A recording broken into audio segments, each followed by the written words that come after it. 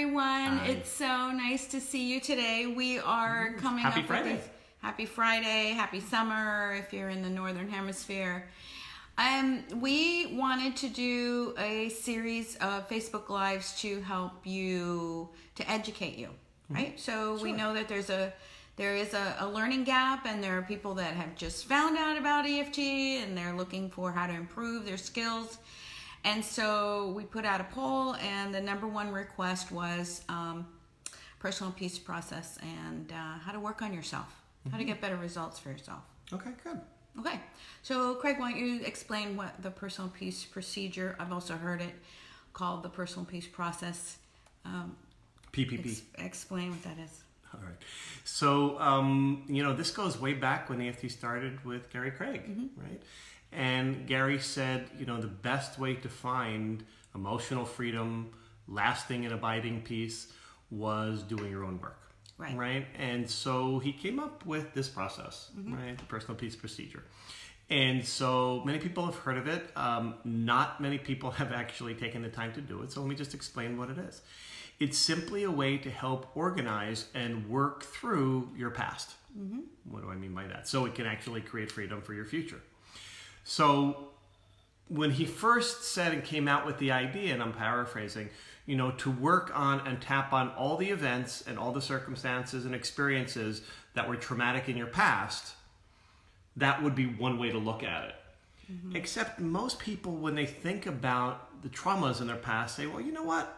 A lot of other people had it a lot worse than I did. Oh, that couldn't be a trauma. That wasn't really a trauma. I'm thinking about those big ones, the earthquakes and the robberies and the beatings and the abuse and all of that. And while certainly many people have experienced those, there's still many people that either haven't, so they think they don't have any trauma in their past, or they think that's the one. That's the one trauma that I've had. So once I've worked on that one, I guess I'm done. Right. So he came up with another way to phrase it that was really useful. And he said, all right, I want you to start to list, in order to work on, the experiences in your life that you wish you could have skipped. Yeah. And that's a much better way to put it, because then we don't have to evaluate whether it was a trauma or not. It was just negative, adverse, bad, things we didn't like kind of experiences. Yeah. And the one thing that I want to say, the lens about looking at your past trauma, is as an adult, when you look back, you think, I should have handled that. Oh, that wasn't a nice person, but, right. Oh, it wasn't that bad. Oh, my family's laughed about that story forever. I'm over it. I worked on that, whatever. Yeah, I forgive them because I'm a spiritual person. Right. And so the reality is trauma is interpreted and experienced through the lens of the person at the age and time that they experienced it, not through the eyes of the evolved, experienced, wiser current self. Right. So often in the body, in our felt sense, is still those bad experiences that happened. And often it's not till we start tuning in and tapping on them that we realize that there's actually a lot more emotionally there than we expected or even thought. Absolutely. I'm sure many of you have found that maybe you started to work on something. It's like, I'll just work on this little thing. And it ended up being a really, really big thing. Sure. So the personal peace procedure, I was just going to finish that and then pass it back. Gary said, if you start to create this list, and when you actually, he had a great quote, I'm going to let you say it, about people that say, I don't have many bad experiences. He says if you have less than 100, you're either an alien from outer space or you're really in deep denial. Yeah. So then there's there's several aspects. One is, how do I even organize or list or create that list? And doesn't it go on forever? Yeah. So I'll go ahead and let you you've come up with a really nice system to help to make it not so overwhelming. Sure. And to talk about the overwhelmable of that as well. Yeah. I am going to say that why do this at all? Like, why even go through this process? Because some of you are thinking it's daunting, it's too much, it's going to take forever. First, I want to assure you that it doesn't take forever, because you have the generalization effect taking place. Hold on. Why? Some people don't know what that is. Right. So the generalization effect means that you don't have to necessarily work on all of those events connected to, let's say, you got issues with your mother. And you know that mom issues. that you've got maybe 50 events in your life that have to do with, the stuff that you're dealing with your mother. You don't necessarily have to work on all 50 because of this generalization effect that happens, which is at some point, most people, I wouldn't say 100%, but I would say that 80% that I've worked with, generalization effect takes place, and you don't have to even work on those other events. You're gonna just get started in the process, and you'll see that they will all sort of start collapsing. So it's kind of like a bowling pin. Yeah. Like when you hit that outer pin, and then that hits another one down, and another one down, and another one down, and they kind of start to clear without having to have hit every single pin with the bowling ball. Exactly. Okay. And then so why do it? So why do it is because Gary said it was kind of like a surefire way of creating deep and abiding peace, right? You're gonna wave to people we know. Yes, good. Thanks for joining us live. So what this creates deep and abiding peace. I want to say that it creates like a baseline.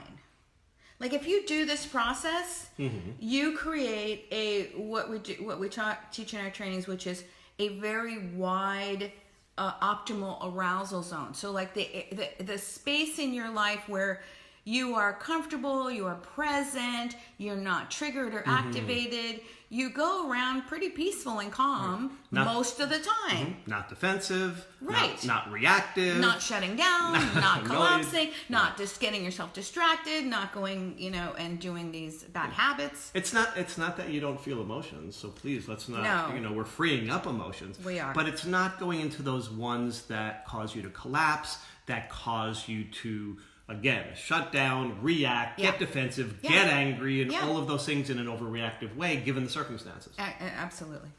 So, so that's one reason to do it. Like you clear the deck, you sort of like start fresh anew.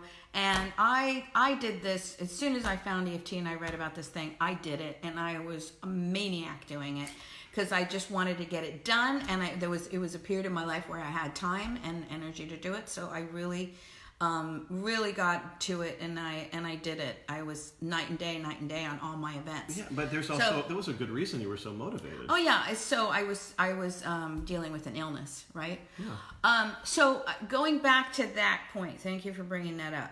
So just recently, I saw some tapping program for, let's say, I'm making it up because I don't want to reveal too much.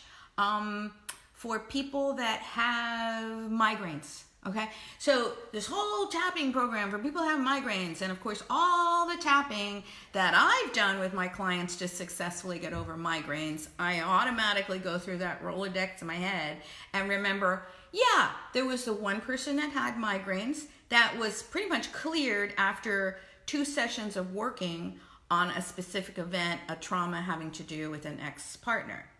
And then there was the person that got over their migraines in 5 sessions that had to do with events having to do with father leaving the home. And so there were a bunch of events connected to that. And so on and so on. And so the personal peace process forces you to find events in your past to work on.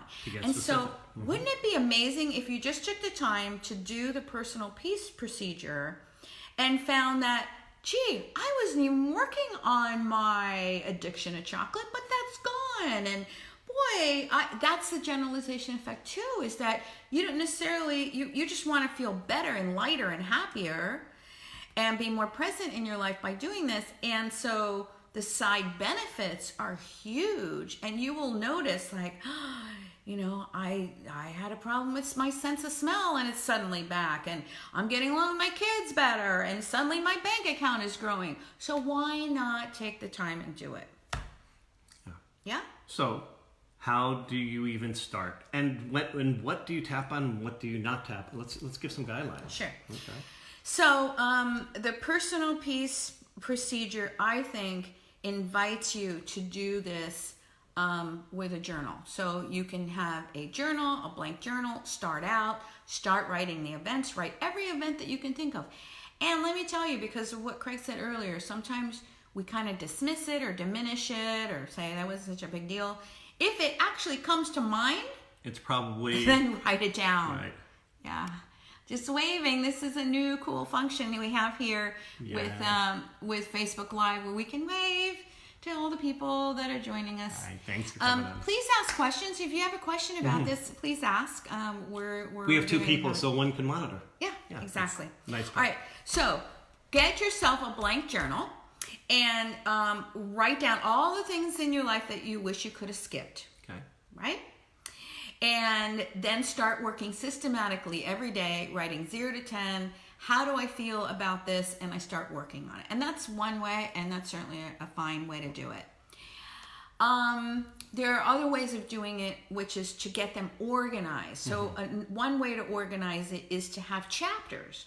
So you'll have one chapter called mom, one chapter called dad, one chapter called brother, one chapter called sister. So all the significant people, especially that you had in your childhood, or just meaningful people that had an impact on you in one form or another, negative or positive, write down their name and everything you can think of that's related to that person. And what will end up happening with that is, as you go through the process, maybe originally, like I said, maybe you had 100 things connected to mom, and you'll go through, on Monday, I did this one event. On Tuesday, I did this other event. On Wednesday, I took this other event and neutralized it. And by day 30, 60, I'll look at the rest of the events and they're cleared. And then I'll switch over to my list for dad, and I'll see that that's connected. And so a lot of those things that I had for dad, let's say I had 60 for dad, actually I only have 30 to work on because they were really connected to stuff with mom and my siblings as well. And that's a good way to do it. Another way to do it for clients that I've had that have been sort of military brats, like they lived all over the world, you could do it in that way, organize it. The years that we spent in Germany, the years that we spent in Japan, the years that we spent in the Philippines, and write those events down that way. So warnings. Well, actually, one other, sometimes also ages. Ages, right? In other words, maybe primary school, yeah, middle school, high school, etc. It's really whatever helps you to organize your thinking, to recall as you're working. You first go, what events? And I go blank, because there's so many that I get overwhelmed and I just can't think of anything. Right. But if I break it down into pieces, that can be really helpful. Sure. So go ahead and give some warnings and parameters about how to do this safely. Good. That's important. Oh, go ahead. Yes. That was an invitation to me. It was. All right. So let's talk about safety with this. First, the ability to use EFT to work on yourself is just so fabulous. It's wonderful. But recommendations are that, at least from us, that you shouldn't be tapping on everything for yourself, right? So in other words, if you start coming across several things, number one, perhaps an event in which all of a sudden you start breaking down crying, and it was much bigger than you thought, then you may want to work with another person. Yes. Knowing about significant, what we call big T traumas. In other words, that one sexual injury. That one physical abuse. That one, right? In other words, there are those big events, that one earthquake, that one fire, that one accident, botched surgery, that one bad accident. So those kinds of big traumatic events, from a trauma-informed point of view, having another person there to guide, anchor, create safety, the interpersonal neurobiology of holding space and facilitating a safe space for you, especially if you get triggered in that situation, is really our strong recommendation. So we came up with a simple analogy of, and actually I want to thank Faith also. We kind of worked together to create a little manual. But really, if you look at, actually just show it real quick. Okay, so in our workshops, we go over this, thoroughly in our level 1. And a student of ours, Faith Bushby, took everything that we said about this process, and she actually came up with a journal. And so Faith created this about 5 years ago. Yeah, sure. She created this about 5 years ago, and it is organized. It helps you And it's available on Amazon Right. and in our workshop. So Personal Peace Procedure by Faith Bushby. Okay. So one measure that you might want to decide is what we call the green, yellow, red method. So in other words, when you start to look at those events, you might want to give it a green, yellow, or red color. Green is, I can work on this thing. It was an annoying thing. It still bothers me. It still pisses me off and makes me angry when I think about it. Yep. And those would be things you could work on yourself. Yep. Then there are things that are, you know what, I just even started to tap on that, or as soon as I even start thinking about it, I start notice the tears start welling, I start notice my body really reacting, and I can tell that there's really got some juice to this. And it's maybe it's just connected to so many other things that I can't possibly untangle all of it. Right, it's complicated. myself. Because that one thing is tied to 30 other times that it happened that way, and together, Exactly. it's pretty powerful emotionally. Yeah. So that's a yellow light. That's a yellow light, which means that you want to work with another person. And you might be in our EFT certification program, you might be an EFT student, you might want to do a swap with somebody. That's fine. We have a lot of mentees that are going through certification and have to donate, for example, sessions that we set people up with all the time. So working with another person. Yeah.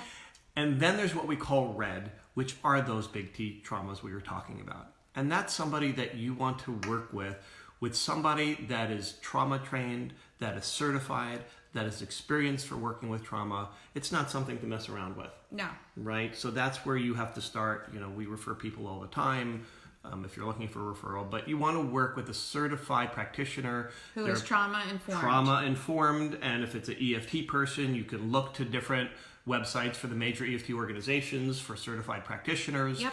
And so that's going to be a strong recommendation. Absolutely.